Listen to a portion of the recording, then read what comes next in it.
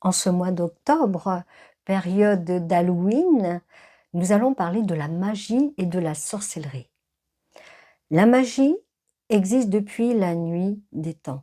Elle traverse les âges, les cultures et les peuples. Présente sur tous les continents sous 1000 formes. Elle est à la fois rituelle, secrète et sacrée. Art ancien, mais toujours vivant aujourd'hui, elle porte sens et énergie. Elle relie le visible à l'invisible, l'homme au divin. Elle transforme la matière, élève l'esprit, ouvre des portes. Chaque geste, chaque parole, chaque symbole devient vibration subtile. La magie n'est pas seulement une croyance figée, c'est un langage vivant, un souffle qui anime l'âme. Et partout encore aujourd'hui, elle inspire les chercheurs de lumière et de vérité. Bienvenue dans Voyage dans l'inexplicable. Je suis Lorraine Jourdain, plus connue sous le nom de Lexa Marot. Je suis médium clairaudiente, auteure et conférencière.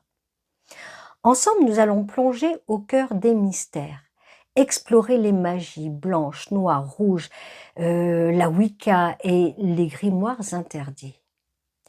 Ouvrir les portes de l'invisible, comprendre leurs forces cachées et découvrir comment ces pratiques anciennes résonnent encore aujourd'hui. Les racines de la magie. Depuis toujours, l'homme cherche à comprendre l'invisible qui l'entoure. Il sent des forces qu'il ne voit pas, mais qui l'accompagnent et l'influencent. La magie naît de ce lien intime entre l'humain et l'univers caché. Elle n'est pas seulement un rituel, mais une rencontre entre deux mondes. Un monde visible fait de matière et de gestes. Un monde invisible fait d'énergie, de symboles et de mystères ancestraux.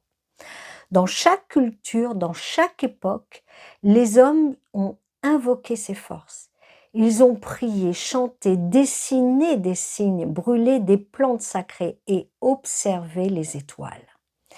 Ils savaient déjà que l'intention humaine n'est jamais neutre, car lorsqu'elle s'unit à l'énergie subtile, elle peut transformer la réalité tangible.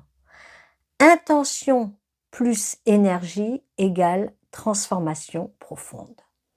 Un souhait devient un acte créateur. Une prière devient une guérison possible.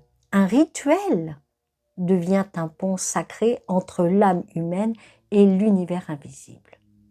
Mais attention, la magie n'est pas une superstition aveugle. Parce que la superstition repose sur la peur, sur des croyances vides et mécaniques. La magie véritable repose sur la conscience, sur le savoir et sur l'intention alignée. L'une enchaîne l'esprit, l'autre l'élève vers la liberté intérieure. La différence est subtile mais essentielle. La magie demande un cœur ouvert, une volonté claire et aussi un esprit discipliné. Je vais vous raconter l'histoire des lavandières de nuit. On racontait jadis, en Bretagne profonde, légendes sombres et chuchotées au crépuscule. Près des rivières, dans la brume, apparaissaient parfois les lavandières de nuit. Elles n'étaient pas des femmes ordinaires. On disait qu'elles pliaient le linge des morts disparus.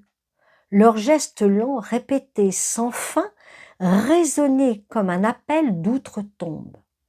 Ceux qui osaient les croiser sur leur chemin solitaire étaient frappés soudain d'un effroi glacé. Leur force vitale s'éteignait peu à peu, comme aspirée par l'invisible présence. Certains revenaient hagards, vides d'énergie, incapables de parler plusieurs jours durant. D'autres prétendaient entendre des voix lointaines, murmures étranges, qui les accompagnaient ensuite jusqu'à leur maison. Les anciens conseillaient de détourner son regard et de ne jamais prêter main aux lavandière. Car si elles vous demandaient d'essorer le linge des morts et que vous refusiez leur vengeance, tombait aussitôt. On disait alors qu'un malheur frappait la maison, une maladie soudaine ou un décès imprévu. Ces récits sombres étaient murmurés aux enfants à la veille de la Toussaint, rappelant que le voile entre les mondes s'affine. Les lavandières de nuit ne sont peut-être qu'un mythe, mais leur mémoire résonne encore comme un avertissement ancien. L'invisible est proche et parfois il nous regarde. Les magies de la lumière et de l'ombre. La magie se déploie dans un spectre de couleurs, chacune reflétant une vibration particulière et une attention précise. Il existe une magie de lumière tournée vers la guérison, la bénédiction, la protection et la paix intérieure. On l'appelle magie blanche, car elle éclaire les ténèbres, elle apaise les cœurs et protège les foyers humains. Un simple rituel de purification, une prière sincère, une lumière de bougie consacrée peuvent former un rempart invisible. La magie blanche renforce les malades, guérit les blessures intérieures, harmonise les liens familiaux et ouvre les chemins de clarté spirituelle. Mais l'ombre existe et elle possède aussi son langage. La magie noire. La magie noire nourrit le désir de domination, le pouvoir par la peur et l'avertissement. Elle trace des malédictions à l'appel des pactes, elle attire les entités qui s'en nourrissent. Celui qui choisit la magie noire se lie toujours par un prix. Car l'énergie donnée doit être rendue et l'équilibre cosmique ne seront jamais sans conséquence. La magie rouge est l'autre flamme, celle de l'amour, du désir ardent, de l'énergie vitale qui embrase l'âme. Elle unit les corps et les cœurs, elle attise la passion, elle nourrit la fécondité et le feu créateur de la vie terrestre. Sous la lune d'Halloween, on disait que les flammes rouges brûlaient plus fort, éveillant les désirs et réveillant les énergies dominantes. La magie verte, parlons-en, s'enracine dans la terre, les forêts, les herbes sacrées. Elle suit les cycles lunaires, elle écoute la sève, elle parle aux plantes et aux éléments naturels. C'est une magie de guérison, d'harmonie avec les saisons, de respect profond de l'équilibre vivant. Cueillir une plante, allumer une flamme, poser du sel, tout cela devient un acte sacré lorsqu'il est guidé par la conscience verte. La magie bleue ouvre les portes de l'esprit supérieur. Elle élève vers la spiritualité, favorise les rêves prophétiques et conduit aux voyages ancestraux. C'est une magie de vision intérieure, d'exploration des plans subtils de contact avec les vérités cachées dans l'invisible. La magie dorée est celle de l'abondance, de la prospérité et du rayonnement lumineux. Elle attire la réussite, elle magnétise les projets, elle ouvre les chemins de l'opulence sacrée. La dorée incarne la lumière solaire, force de vitalité, de majesté et d'autorité spirituelle. Mais il existe d'autres nuances, encore des reflets multiples comme la magie argentée, liée à la lune et au cycle féminin, ou la violette, portée vers la transcendance et la connexion au divin, ou encore la grise, équilibre fragile entre lumière et ombre, de voix, de neutralité et de sagesse discrète. Chaque couleur est un chemin, chaque voix est une résonance unique entre l'homme et l'univers. Voici des petites histoires. Dans certains villages, on gardait toujours une bougie bénie à la chandeleur. On disait qu'elle avait le pouvoir d'écarter les orages, de détourner la foudre et de protéger la maison. Quand le ciel se noircissait de nuages lourds et que le tonnerre grondait au loin, la famille allumait cette flamme sacrée. La bougie brûlait et l'air semblait s'alléger autour du foyer comme si l'invisible écartait les colères du ciel. Cette lumière simple n'était pas seulement un talisman, mais un rappel puissant que la magie habite les gestes les plus humbles. Mais ailleurs, la magie de l'ombre tissait ses pièges. En Louisiane, une femme accusée de magie noire fut redoutée de tous. Les habitants disaient qu'elle avait jeté un sort terrible à un voisin. Peu de temps après, ces animaux de ferme tombèrent malades l'un après l'autre jusqu'à ce qu'aucun ne reste. La peur grandit, l'angoisse pesa sur tout le village. Les regards se baissèrent lorsqu'elle passait, les portes se claquaient, les prières s'élevaient en silence. On savait que la nuit venue, sa maison luisait d'une étrange flamme et que des murmures s'échappaient des fenêtres closes. Les anciens disaient qu'il ne fallait jamais provoquer celle qui marche avec les ombres. À Halloween, on se souvenait de son nom comme d'un avertissement ancien, car la frontière entre bénédiction et malédiction n'est jamais qu'un voile fragile. Les traditions populaires et ésotériques. Les campagnes ont gardé la mémoire des gestes. Au seuil des maisons, près des étables, dans l'ombre des granges, la magie demeure active. Charme et talisman structurent le quotidien, protègent les foyers, scellent les liminaux. On lie 3 nœuds de fil rouge, on accroche fer et sel au-dessus des portes. On glisse des herbes séchées dans un petit sachet, on murmure l'intention, on ferme lentement. La règle première reste l'intention claire. Intention alignée plus énergie disponible égale transformation mesurable. Sans intention précise, le charme s'affaiblit, le symbole s'éteint. Pour créer un talisman, on choisit un support naturel, bois, tissu, pierre. On purifie d'abord, fumigation légère d'encens, eau lustrale, souffle concentré, silence sacré. On trace ensuite un signe simple, sigil personnel, rune cohérente, glyphe sobre. On prononce l'intention, présent affirmatif, verbe actif, horizon clair. On charge enfin à la lune croissante pour attirer, décroissante pour bannir, pleine pour révéler. On entretient chaque lune nouvelle, fumée douce, flamme brève, quelques mots vrais. Quand l'œuvre s'achève, on remercie, on enterre près d'un arbre vivant, non pas fruitier, mais pour le retour à la terre. À Halloween, le voile s'affine, seuil et carrefour vibrent. Les charmes veillent, les talismans brillent dans l'invisible gardien muet des portes.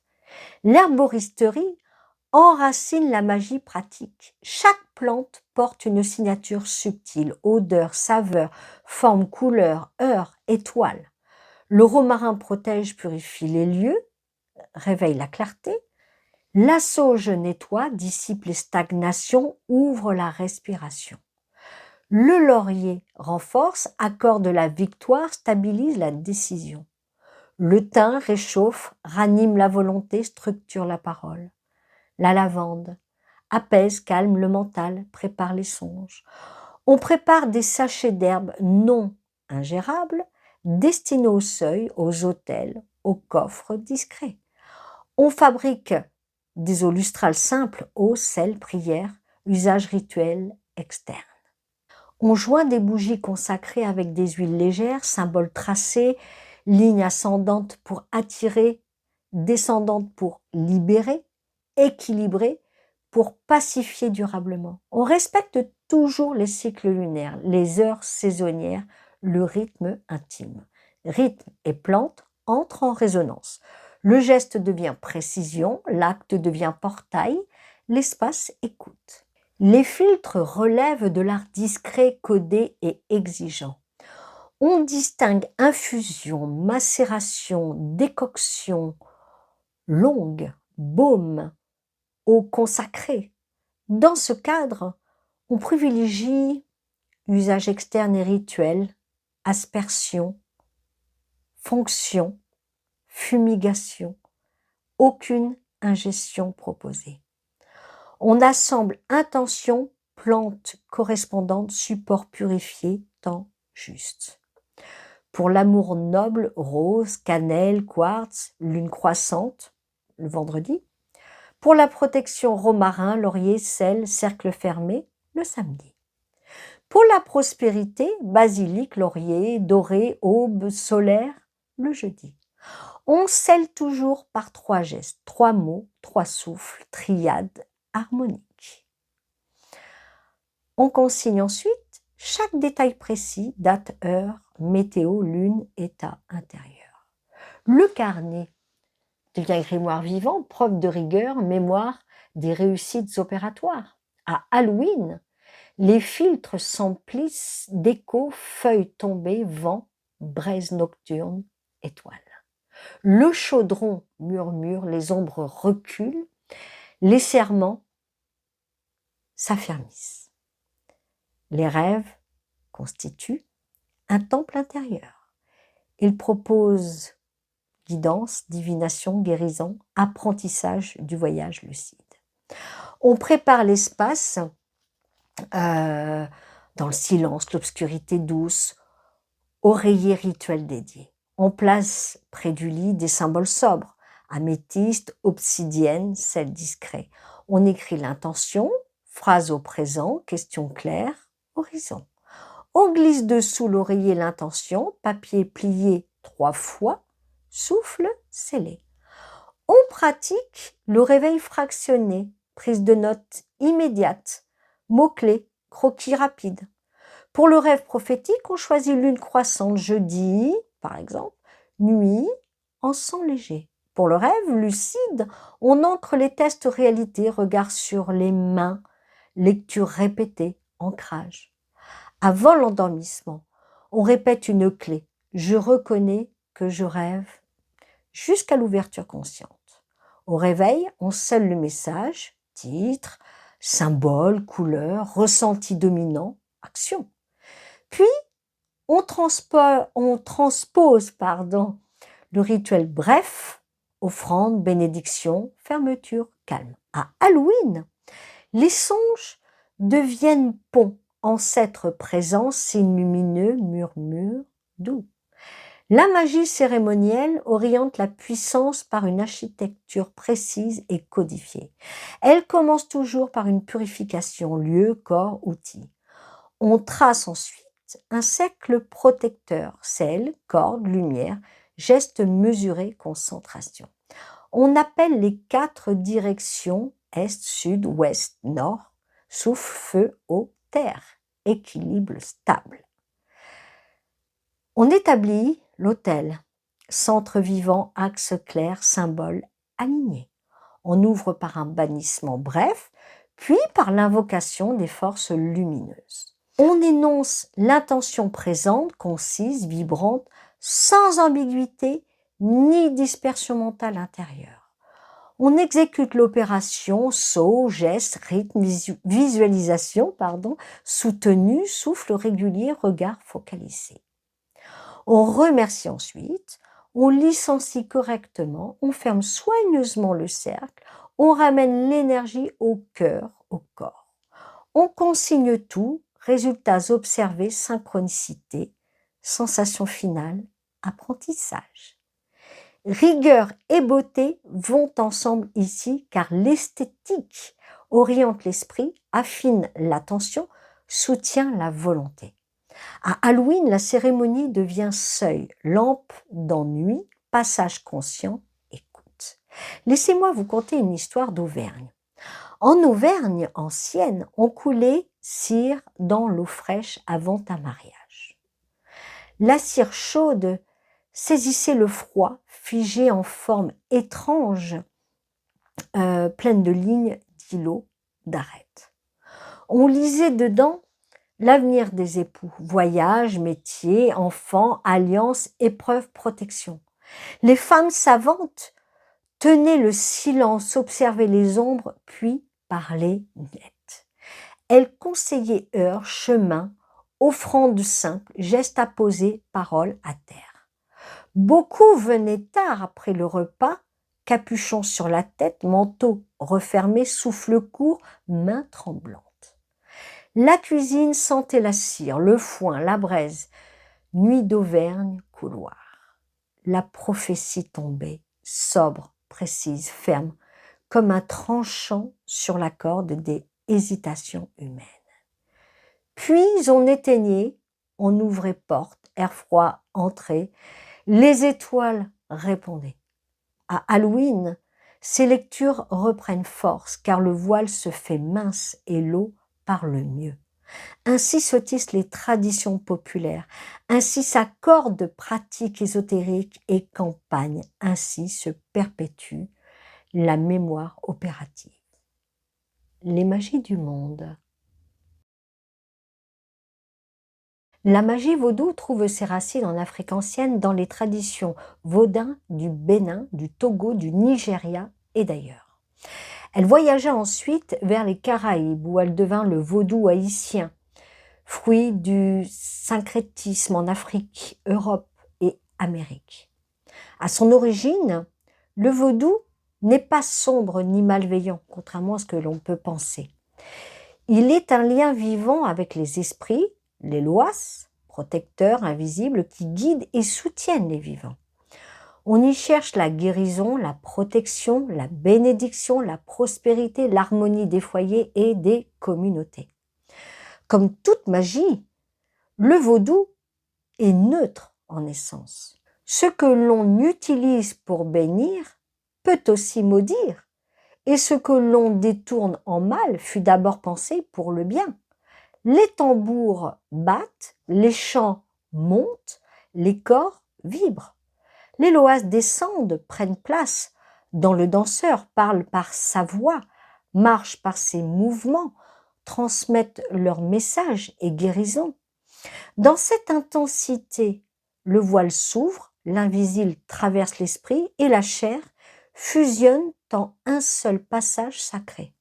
Le macumba, l'ubanda et le candomblé sont nés au Brésil, dans la rencontre des traditions africaines, amérindiennes et chrétiennes imposées.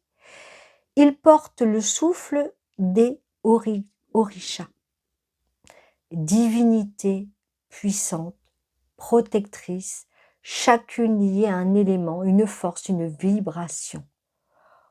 Ochum règne sur les eaux douces, Yamanja sur la mer immense, Ogum incarne le fer et la guerre,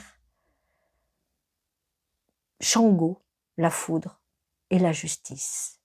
Chaque Orisha danse dans le corps de ses fidèles, révèle sa présence par des gestes codés, par des chants, par des offrandes parfumées. Dans l'Ubanda, on retrouve aussi le culte des ancêtres, les esprits guides et protecteurs qui répondent aux prières.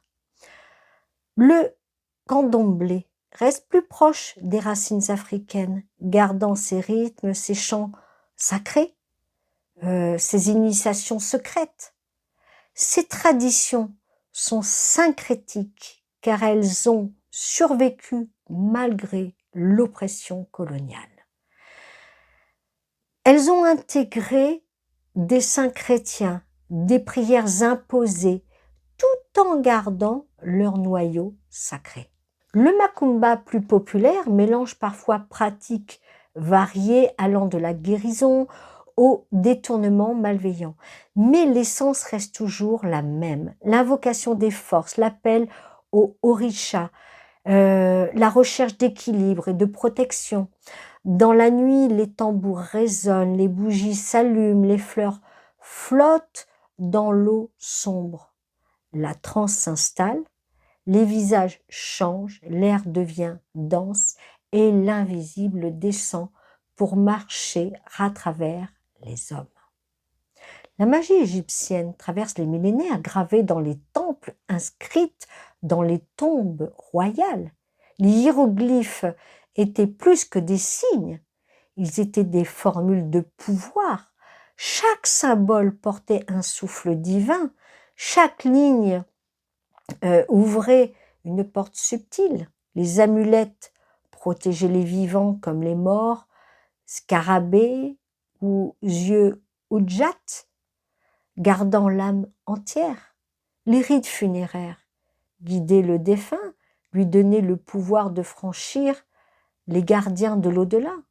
Les livres des morts n'étaient pas un simple texte, mais un grimoire de passages clés de résurrection.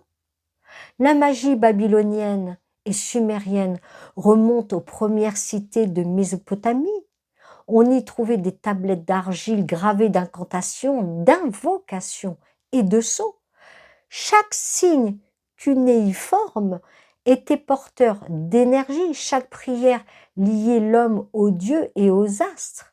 Les prêtres appelés Ishtar, déesse de l'amour et de la guerre, ou Marduk, maître des destinées, les sceaux magiques étaient portés au cou, enterrés sous les fondations tracées sur les offrandes.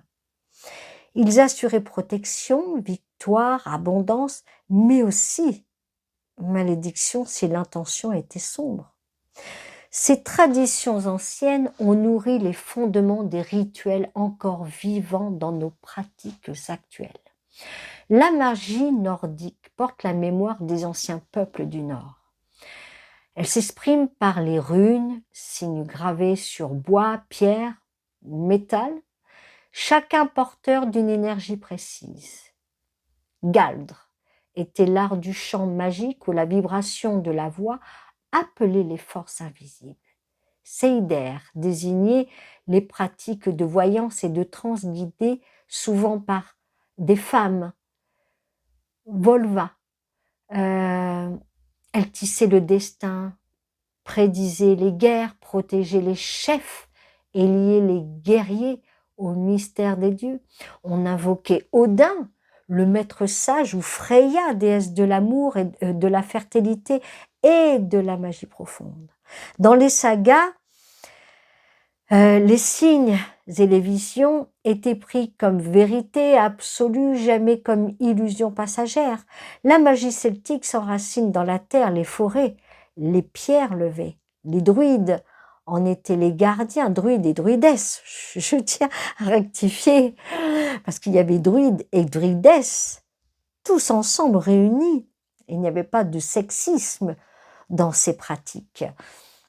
Et donc, ils étaient tous les gardiens, sachant que prêtres et prêtresses, guérisseurs, guérisseuses, guides du peuple, ils invoquaient les arbres sacrés, chênes, ifs, bouleaux, chacun porteur d'une sagesse particulière.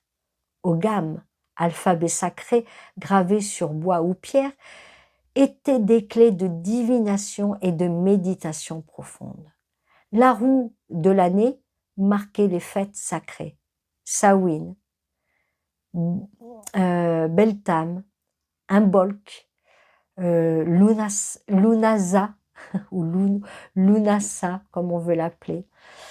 Chaque célébration reliait la communauté au rythme solaire et au cycle lunaire.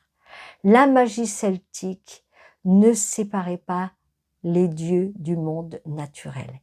Chaque pierre dressée, chaque source claire, chaque arbre ancien était un temple, lieu de rencontre entre l'humain et le divin. La magie arabe puise dans ces traditions très anciennes où les étoiles et les mots portent un pouvoir sacré. Les talismans gravés de versets protecteurs, de symboles secrets étaient portés contre le cœur ou cachés dans les maisons. Les djinns, esprits de feu et d'air, habitaient entre les mondes invisibles. Certains protégés, d'autres trompés, mais tous devaient être respectés et invoqués avec rigueur et prudence. Les carrés magiques étaient tracés sur parchemin, métal ou argile, chacun porteur d'une combinaison sacrée. Chaque chiffre, chaque lettre, chaque ligne ouvrait une vibration et liait l'homme aux forces cachées. La magie asiatique se déploie en 1000 traditions profondes. Dans le taoïsme, les maîtres gravaient des talismans jaunes et prononçaient des formules de souffle pour rééquilibrer l'énergie. Le tantrisme et le bouddhisme tantrique utilisaient la puissance des mantras, syllabes sacrées qui résonnent dans l'âme. Chaque mantra est une vibration cosmique, une clé sonore qui ouvre des portes spirituelles intérieures. Les mudras, gestes codés des mains, sont aussi des scellés énergétiques qui dirigent le flux subtil du corps. Ces traditions enseignent que l'homme est un univers miniature reflet du macrocosme et qu'en maîtrisant le souffle et la pensée, il peut franchir les seuils de l'invisible. La magie océanienne est profondément liée à la mer, aux ancêtres et aux forces invisibles du clan. Le mana est l'énergie vitale qui circule dans les êtres, les objets et les lieux. Celui qui possède du mana détient une autorité sacrée, respectée et redoutée. Les tabous marquent les limites à ne pas franchir. Ils protègent les lieux sacrés, les forêts interdites, les chemins des esprits. Les invocations ancestrales appellent les gardiens, les esprits du vent, de la mer, des volcans. Les prêtres chantent, les danseurs frappent le sol, le feu s'élève et l'invisible, lui, descend. Dans ces traditions, chaque geste compte, chaque mot résonne, chaque silence relie l'homme aux forces primordiales. Les grandes voies modernes. La magie n'est pas figée dans les temps anciens. Elle évolue encore, se réinvente sans cesse, se nourrit de nouvelles visions. Aujourd'hui, plusieurs courants s'affirment, puisent dans les racines anciennes et les adaptent à l'époque moderne. Le Wicca, par exemple, l'une des voies les plus connues. Elle honore les cycles des saisons, les fêtes solaires et lunaires, la danse des éléments. On y célèbre la déesse mère, principe féminin de la nature, et son compagnon, le dieu cornu, force vitale. Alors, ne confondons pas le dieu cornu pour le diable, hein, nous sommes bien d'accord, hein, parce que ce ne sont que des images, voilà. Les phases de la lune guident les rituels, croissantes pour attirer et décroissantes pour bannir, pleine pour révéler, noire pour le silence. Les convents se réunissent en cercle, allument les bougies, invoquent les directions, chantent et tracent le pentacle sacré. La pointe en haut, je précise bien. Chaque fête devient un passage, un moment d'ouverture où le voile entre visible et invisible, s'amincit et vibre. Le néo-paganisme marque un retour aux racines anciennes. Il cherche à retrouver la mémoire des cultes oubliés, à honorer la terre et les divinités anciennes. Ce mouvement relie les hommes modernes aux croyances de leurs ancêtres, souvent druidiques, nordiques ou celtiques. Il s'agit moins d'imiter que de revivre dans un contexte actuel la connexion perdue aux forces primordiales. Les rituels se font dans la nature, sous les arbres, près des sources, autour des pierres levées. On offre du pain, du vin, des fleurs, on allume des flammes, on chante des prières anciennes. Le néo-paganisme réaffirme que la nature est sacrée, que chaque saison porte une leçon spirituelle. À côté, une voie plus récente a surgi, la magie du chaos. Elle refuse les dogmes, elle brise les règles figées, elle place l'intention au centre du travail magique. Ici, chaque symbole devient personnel. Chaque sigil, ou sigil, on dit aussi, tout dépend comment on veut le prononcer, est créé par le praticien lui-même chargé par son énergie. La créativité est la clé, l'imagination le moteur, la volonté le guide. Les rituels sont souvent courts, mais d'une intensité forte, car tout repose sur la concentration et la foi. La magie du chaos rappelle une chose essentielle, c'est l'esprit humain qui modèle l'invisible et non la forme imposée. Et il y en a d'autres, mais laissez-moi vous raconter une petite histoire. Heu, Gerald Gardner, père de la Wicca moderne, raconta avoir été initié par un ancien coven ou coven dans une forêt anglaise. Son récit marqua les esprits, éveilla des cercles, inspira des chercheurs et lança un mouvement mondial. Vrai ou amplifié, son témoignage révéla que la magie ancienne pouvait renaître au cœur du monde moderne. Depuis, des milliers d'adeptes ont rejoint ces voix affirmant que la magie respire encore, qu'elle grandit, qu'elle se réinvente sans cesse. Les grimoires et les livres de pouvoir. Les grimoires sont des livres secrets, gardés dans l'ombre, cachés aux yeux des profanes, protégés par des rituels. Ils ne sont pas de simples recueils de recettes. Ils sont porteurs d'une mémoire magique, d'une énergie scellée, d'un savoir transmis à travers les âges et les initiés. Chaque grimoire contient des prières, des formules, des invocations, des sceaux et des secrets interdits. Le grand Albert et le petit Albert, peut-être en avez-vous entendu parler, parce que ceux-là furent les livres populaires du peuple, souvent cachés, souvent lus en secret, jamais affichés au grand jour. Alors qu'est-ce qu'on y trouvait? On y trouvait des recettes d'herbes, des charmes protecteurs, des prières anciennes, mais aussi des formules inquiétantes. Certains disaient que les lire à voix haute ouvrait des portes invisibles attirant des forces sombres et dérangeantes. Alors, on les glissait dans les greniers, derrière les cheminées, entre deux pierres, loin des regards indiscrets. Le Sefer Raziel est un grimoire issu de la tradition kabbalistique juive. On l'appelle aussi le livre de l'ange Raziel, messager du secret divin. Selon la légende, il fut remis à Adam après son expulsion du jardin d'Éden. Ce livre contenait les secrets de la création, les noms des anges, les chemins cachés de la sagesse. Chaque page portait des lettres hébraïques sacrées, des invocations, des correspondances entre les sphères célestes et le monde des hommes. On y trouvait aussi des prières de protection, des formules pour appeler les anges gardiens et pour déchiffrer les mystères du cosmos. Le Sefer Raziel était considéré dangereux car il révélait des secrets interdits aux profanes.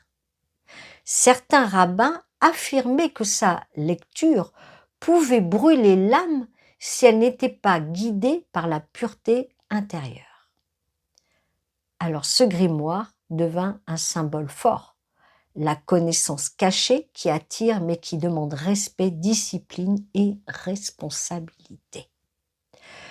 Le liber juratus signifie le livre juratoire ou livre des serments. Il fut attribué au Moyen-Âge, hommage aux chrétiens qui cherchaient à commander les anges et les esprits. Ce grimoire impose au lecteur un serment solennel, un engagement devant Dieu et les forces invisibles pour protéger le savoir sacré. On y trouvait des prières latines, des invocations angéliques, des rituels pour voir l'avenir et connaître les mystères divins. Il servait autant à obtenir la protection qu'à entrer en contact avec des puissances célestes. Parlons-en d'un autre. Le grimoire de Honorius était un autre livre redouté, attribué à un pape, Honorius III, bien que cette origine soit contestée.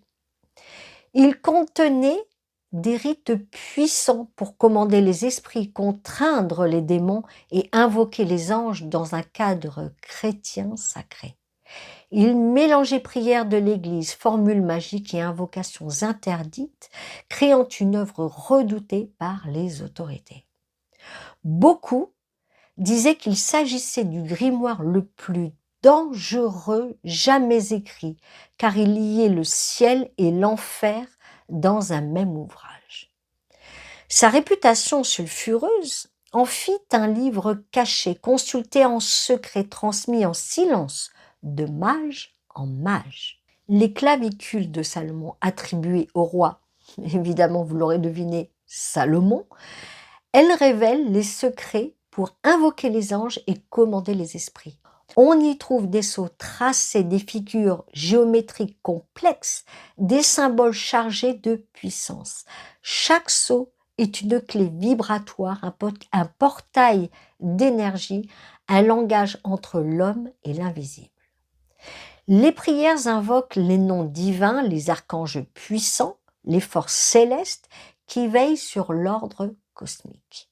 Mais les clavicules enseignent aussi l'art d'obliger certains esprits à obéir grâce à des formules solennelles et redoutées. C'est une magie à la fois angélique et contraignante, ouverte sur la lumière, mais, toujours à manier avec prudence extrême. Ces écrits circulèrent en secret, copiés à la main, protégés par des initiés, interdits par les autorités religieuses. On disait qu'ils portaient leur propre pourvoir, que les pages elles-mêmes vibraient comme si les lettres vivaient d'une énergie mystérieuse. Les clavicules devinrent le modèle de nombreux grimoires ultérieurs, inspirant encore aujourd'hui ceux qui cherchent à comprendre les sceaux et les noms sacrés. Les grimoires modernes ne sont plus des manuscrits interdits, mais ils gardent le même esprit. Chaque sorcière, chaque mage, chaque praticien tient son propre carnet, son livre de l'ombre, son journal de magie. On y inscrit les rituels vécus, les invocations prononcées, les rêves, les visions, les recettes et les expériences. Ce carnet devient un miroir intime, un grimoire vivant, où la mémoire et la pratique se nourrissent ensemble. Les pages portent l'énergie de celui qui écrit, elles vibrent de son attention, elles s'imprègnent de son souffle. Ces livres ne sont pas figés, ils évoluent, se complètent, se corrigent, se transforment avec le chemin spirituel. Ils n'ont pas moins de valeur que les anciens, car ils portent la vérité personnelle, la magie directe. Petite histoire, on cachait parfois le grand Albert dans les greniers car on disait que le lire à voix haute attirait aussitôt les forces sombres. Un grimoire ancien retrouvé en Italie était enchaîné à une table massive. La légende disait que celui qui le volait ne survivrait pas 3 jours entiers. Ces récits montrent que les grimoires ne sont pas de simples livres.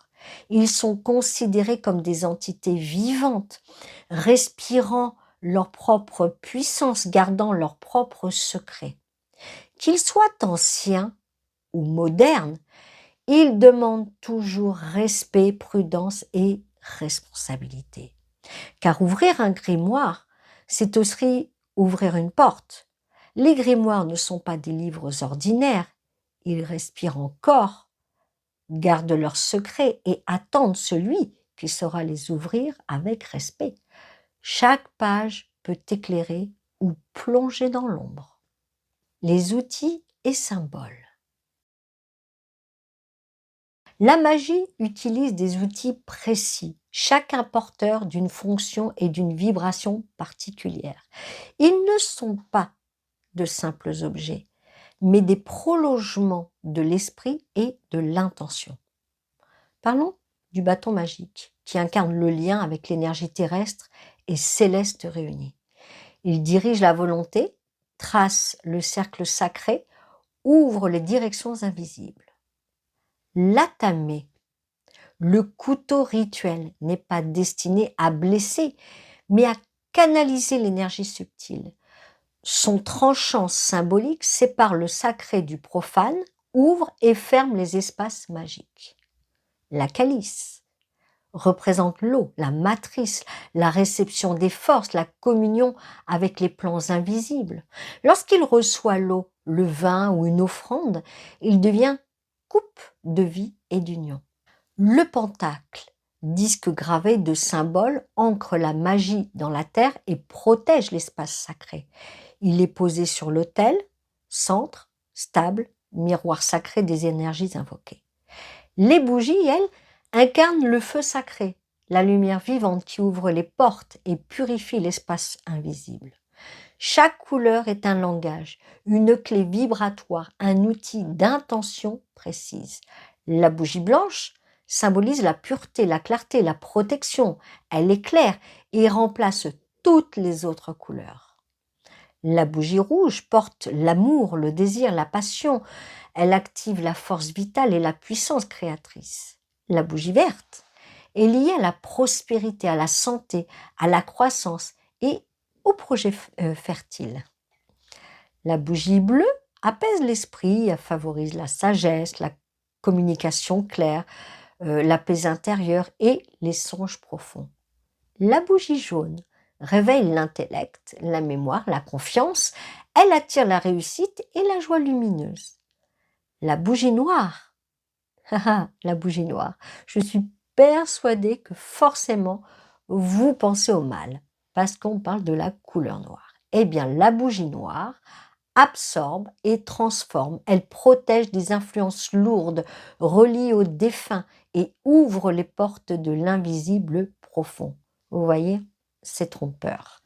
Le noir, vu dans le mal, est typiquement occidental et rien d'autre qu'occidental.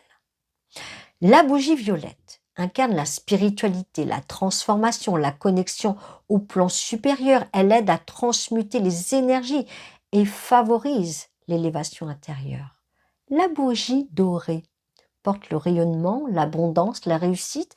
Elle attire la chance, renforce les rituels solaires et honore les divinités.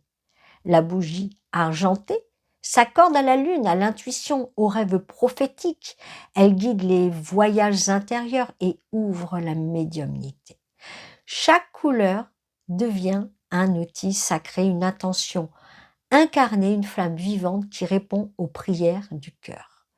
Les symboles magiques sont des clés, des portes tracées, des formes chargées d'une puissance invisible. Le pentagramme et l'étoile à 5 broches, symbole ancien de protection et d'équilibre sacré. Chaque point incarne un élément, la terre, l'air, feu, eau et esprit au-dessus. Entouré d'un cercle, il devient bouclier, espace clos, barrière contre les influences étrangères et sombres. Les sceaux sont des figures complexes, gravées ou tracées, reliées aux anges, aux planètes, aux forces cachées. Un sceau ouvre un portail, attire une énergie précise, convoque une présence ou scelle une intention dans le monde subtil. Les runes, je pense que tout le monde en a entendu parler. Alors les runes appartiennent au peuple nordique. Chaque signe est une vibration, une parole des dieux, un souffle ancien. Elles servent autant à protéger, bénir, guérir qu'à interroger l'avenir et tracer le destin.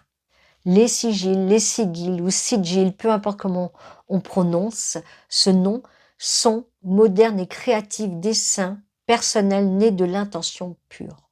On condense une phrase, un souhait, on la réduit en symbole unique, on le charge par énergie mentale jusqu'à ce qu'il devienne autonome et actif dans l'invisible. Chaque symbole est un langage, une parole silencieuse que l'univers comprend sans besoin de mots. L'autel est le cœur du rituel, l'espace consacré où se rencontrent visible et invisible matière et esprit. Il ne s'agit pas seulement d'une table ou d'un meuble, mais d'un lieu sacré, chargé d'énergie et d'intention. Chaque autel est unique, façonné selon les traditions, les besoins, les saisons. On y place les 4 éléments, le feu avec les bougies, l'eau dans la calice, l'air avec l'encens, la terre avec les pierres ou le sel consacré, voire du riz. Le centre de l'autel accueille le pentacle, le grimoire ou une image sacrée représentant l'esprit protecteur du rituel. Certains autels sont permanents, décorés selon les fêtes, les cycles lunaires, les moments spirituels de l'année. D'autres sont temporaires, montés pour un travail précis, puis démontés pour laisser l'énergie se dissiper. L'autel n'est pas un simple décor, c'est une porte, un miroir, un sanctuaire intime. Il reflète celui qui pratique sa vision, ses intentions, son rapport avec les forces invisibles. Je vais vous raconter une petite histoire où la magie s'est montrée sans équivoque. Un cercle avait été tracé soigneusement, bougies blanches, noires et violettes alignées. Au centre, un grimoire ancien reposait, ouvert sur une page de conjuration. La praticienne leva la tamée et dit « Par le feu, par le sel, par le souffle, par l'Éternel. Que la porte s'ouvre ce soir, que les esprits répondent à mon pouvoir. » À cet instant, la flamme des 4 bougies s'éteignit ensemble d'un souffle invisible et glacial. Un silence épais tomba sur la pièce, brisé soudain par un bruit sec et lourd. Le grimoire venait de se fermer tout seul avec un claquement sec comme une main, ou comme ça. Puis, lentement, une bougie se ralluma d'elle-même, sans main, sans geste, comme si une présence avait repris le contrôle du rituel. L'air vibrait, dense, presque électrique, et la praticienne comprit qu'elle n'était plus seule dans le cercle consacré. Alors, elle remercia aussitôt, ferma le passage et scella le livre d'une main tremblante, mais assurée. Ce soir-là, ceux qui assistaient restèrent figés, incapables de nier ce qu'ils avaient vu de leurs propres yeux. La magie venait de parler, visible, tangible, impossible à ignorer. La magie est l'invisible. La magie touche des forces invisibles présentes depuis toujours autour des hommes. Ces forces prennent des noms différents selon les cultures, les époques, les traditions et les croyances partagées. On les appelle esprits, anges, entités ou encore démons. Les esprits sont des présences neutres, souvent liées aux lieux, aux ancêtres, aux événements passés. Ils peuvent protéger, prévenir, guider, mais aussi troubler quand ils sont oubliés ou ignorés trop longtemps. Les anges incarnent des messages lumineux, reliant l'homme au plan supérieur, porteur de paix et de guidance claire. Ils apparaissent dans de nombreuses traditions, toujours porteurs de protection, de guérison et d'harmonie spirituelle. Les démons, eux, ne sont pas forcément des monstres tels que peints par les religions. Ils représentent des forces plus sombres, des énergies liées au désir, aux pulsions, aux ombres non résolues de l'âme humaine. Certains les redoutent, d'autres cherchent à les contrôler, mais tous savent que leur invocation exige prudence extrême et responsabilité sacrée. Pour être honnête, je déconseille. Les pactes sont parmi les pratiques les plus redoutées et les plus mystérieuses de la tradition magique. Un pacte, pensez à ça, n'est jamais anodin, car il engage celui qui le prononce dans cette vie et au-delà. Il consiste à lier sa volonté à une entité, un esprit, un ange ou même un démon, en échange d'un service, d'un savoir, d'une protection ou d'un pouvoir. L'être humain offre une part de lui. Parfois, c'est une parole, parfois c'est une goutte de sang, parfois un simple engagement à agir ou à servir. La vocation, elle n'est pas forcément un pacte non plus. Quand c'est un pacte, soyez vraiment prudents et prudentes. N'appelez pas ce qu'on appelle démon. Voilà. Avec les autres, il n'y a pas de souci, mais avec ceux-là, je vous le déconseille. Alors, s'il n'y a pas forcément de pacte, il y a aussi autre chose, c'est l'acte d'appeler une présence invisible, par des mots, des symboles, des offrandes ou des gestes codifiés. Elle peut viser à invoquer un ange, par exemple, pour obtenir protection, un esprit pour recevoir un message ou une force élémentaire pour guider un rituel. Dans ces moments, la frontière devient mince entre le visible et l'invisible et l'air lui-même semble vibrer différemment. Chaque mot prononcé devient une clé, chaque geste tracé ouvre une porte, chaque offrande déposée attire une présence. Mais une invocation mal préparée peut laisser rentrer ce qui n'était pas désiré, car l'invisible ne fait jamais de cadeaux gratuits.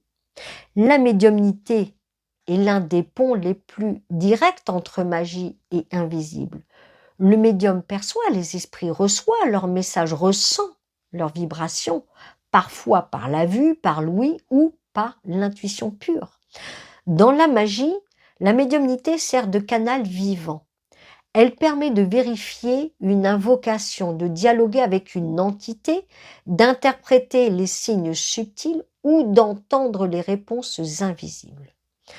Un rituel peut ainsi être renforcé par la présence d'un médium qui voit, entend ou ressent ce que les autres ignorent. Mais cette faculté exige un équilibre car la médiumnité ouvre des portes qui ne se referment pas toujours facilement. Certains médiums parlent d'esprits protecteurs qui se présentent spontanément. D'autres racontent des rencontres plus lourdes, éprouvantes, qui exigent courage et protection. La magie et la médiumnité s'allient pour créer un espace sacré où les frontières tombent et où l'homme n'est plus seul face à l'invisible. La magie et la mystique semblent se rapprocher parfois, mais elles ne sont pas identiques. La mystique cherche l'union avec le divin par la prière, la contemplation, le silence intérieur. Elle tend vers la dissolution du moi, l'effacement de l'ego pour rejoindre la source absolue. La magie, elle, travaille avec les forces, les symboles, les rituels. Elle agit sur le monde visible par l'invisible. Elle utilise des outils, des gestes, des invocations, des énergies précises pour transformer la réalité. Mais parfois, elles se rejoignent dans un même espace quand la magie devient prière et que la prière devient acte magique. La frontière est alors fine, mouvante, presque imperceptible, comme un voile fragile entre deux dimensions. Et oui, souvent, les médiums utilisent aussi le mystique, il faut le dire. Alors, certains disent que les mystiques sont des mages qui ont choisi la voie de la pure lumière. D'autres affirment que les mages sont des mystiques qui ont gardé le goût de l'action. Je vais maintenant vous raconter une histoire noire. Comme nous approchons d'Halloween, alors c'est une histoire transmise autour des grimoires interdits.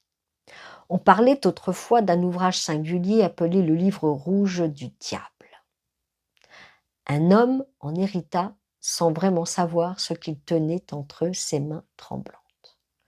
La couverture portait des signes étranges, gravés profondément, comme si le cuir lui-même brûlait encore. Une nuit, pris par la curiosité, il ouvrit le livre et lut une formule inscrite au milieu des pages rouges.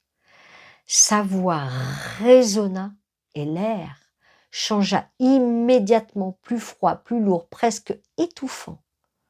La chandelle s'éteignit seule, puis se ralluma en jetant une flamme noire et vacillante. À cet instant, un souffle puissant parcourut la pièce, les murs vibrèrent et une ombre immense se dessina contre la cloison. Le texte disait « Par ce sceau, par ce sang, viens à moi, ô esprit ancien ». L'homme, terrifié, referma brutalement le livre, mais l'ombre resta encore un instant, fixe et oppressante. Il n'osa plus jamais l'ouvrir, et ses descendants, eux, non plus. On disait que le livre resta caché dans un coffre, toujours scellé, et que ceux qui s'en approchaient ressentaient aussitôt un malaise profond. Depuis, personne n'osa rompre le sceau, car chacun savait qu'un prix terrible serait demandé en échange. Alors, ne pensez pas que c'est une histoire sombre parce que c'est bientôt Halloween, mais ne pensez pas que toutes les magies soient sombres. Loin de là. Beaucoup servent à guérir, beaucoup servent pour 1000 choses, en dehors du mal. Voilà, retenez bien ça. La magie dans le quotidien moderne. La magie n'est pas une réplique du passé ancien. Elle se vit encore aujourd'hui, discrète ou assumée dans les gestes simples du quotidien. On retrouve les mêmes rituels, les mêmes symboles transmis par les ancêtres et adaptés au temps présent. Beaucoup allument une bougie pour prier ou déposent du sel pour protéger sans même savoir qu'ils perpétuent des gestes millénaires. La magie traverse les générations, elle change de visage, mais garde toujours la même essence. Dans de nombreux foyers modernes, un autel est installé, alors parfois visible, parfois caché, dans un coin discret. On y place des bougies, des pierres, des photos, parfois des statues ou des objets chargés de mémoire. Ces autels servent à méditer, prier, se recentrer ou honorer les cycles lunaires et solaires. Le Wicca, aujourd'hui, est l'une des voies les plus répandues célébrées dans le monde entier. Elle honore la déesse, les saisons, la lune et les forces de la nature. Chaque maison devient un sanctuaire, chaque foyer un lieu sacré où les énergies circulent librement.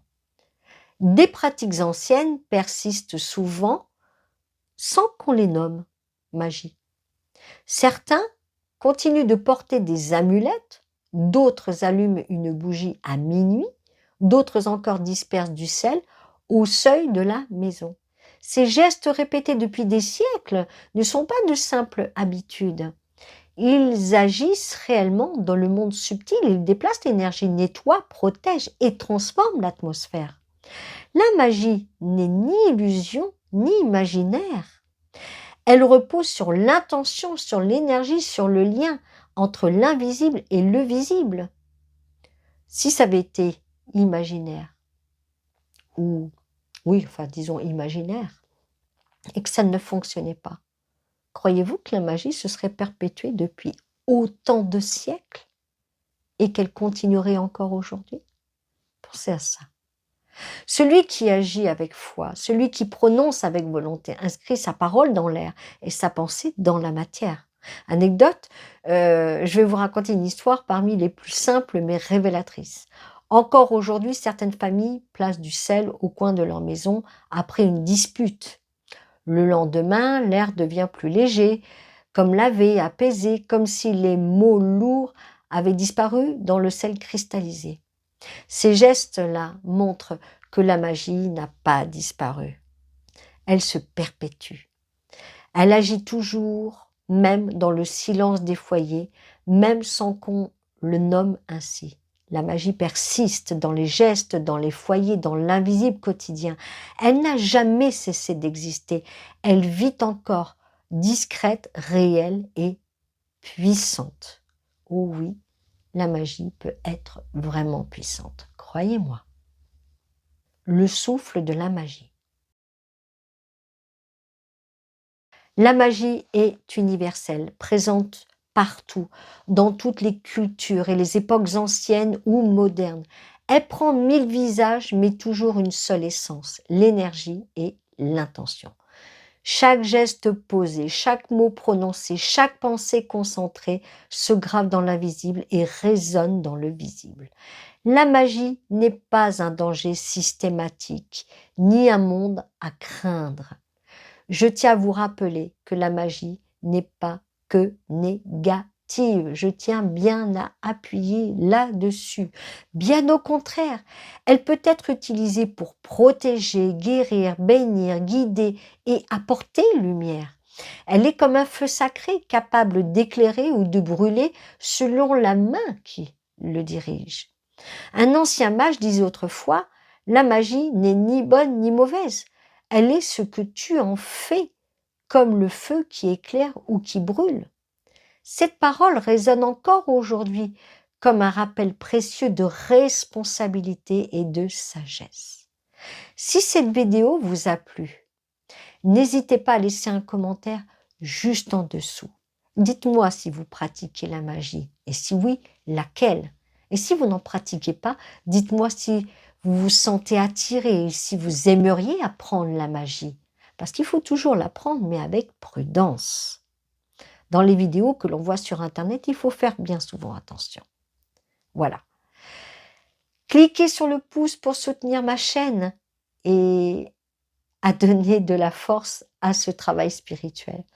Vous savez que vous pouvez aussi cliquer sur le booster pour mettre cette vidéo en avant et permettre à d'autres de la découvrir. Abonnez-vous à la chaîne et activez la cloche afin de ne rien manquer au prochain contenu. Et je vous dis à très bientôt pour un nouveau voyage dans l'inexplicable.